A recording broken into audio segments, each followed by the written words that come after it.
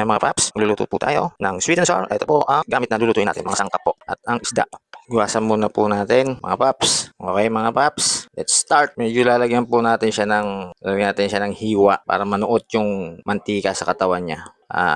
May piprito muna po natin siya mga paps. Salang muna natin sa pan mga paps. Medyo katamtaman lang apoy mga paps para hindi masunog. Magigisa na tayo ng mga sangkap. Bawang. Huwag natin ganong tostahin ng bawang. Luya. Tayin lang natin lumabas yung aroma niya. Yan mga paps. Ilalagay natin na sibuyas. Tapos mekos-mekos lang natin mga paps. Konting mekos-mekos lang. Lagyan natin ng tomato paste. Papulayin lang natin ng konti paps. Mag-mekos-mekos. I-sex bomb natin ng i-sex bomb mga paps. Pag medyo makikita natin makalat na ang pagkapula niya, lagyan na natin ng mahiwagang anggatdam. Yan mga paps. Dinagdagan ko lang ng konti. Napakasarap nito mga paps. Yan mga paps. Ilagay na rin natin yung carrots para sabay na sa pagkulo. Medyo haluin lang natin ng konti. Patakan natin ng suka. Yan kasi yung nagbibigay ng konting asim. Lagyan natin ng konting asin. Pagkalagay natin ng suka, lalagyan natin ng asin at asukal.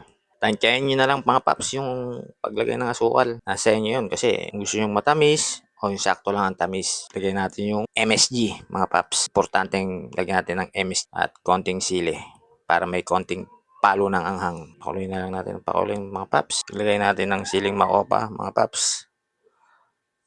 Lagay na rin natin yung pampalapot. Natin ng pampalapot. Alam niyo na siguro kung paano gawin yung pampalapot mga paps. Ako gamit ko cornstarch lang mga paps. Cornstarch. Depende kung anong gagamitin nyo. Nasa sa inyo na yung mga paps. Tapos haluin na lang natin. Sa mahinang apoy lang mga paps para hindi mabigla. Magbubuo kasi yan pag malakas ang apoy. Hanggang sa makuha lang natin yung tamang lapot. Kalimutan na tikman mga paps. Siyempre luto nyo yan. Kahit baluto natin yan Tao lang tayo nagkakamali. Check din natin lasa. Yan mga paps, plating na tayo. Pero habang nagpe-plating tayo, nakasalang pa rin sa panyang natin, prito para manuot yung sarsa, lumasa sa isda. Depende sa inyo yung paps. Depende sa inyo kung paano nyo lutuin. Sa akin ganyan para sumiksik yung lasa. Napakasarap nito mga paps.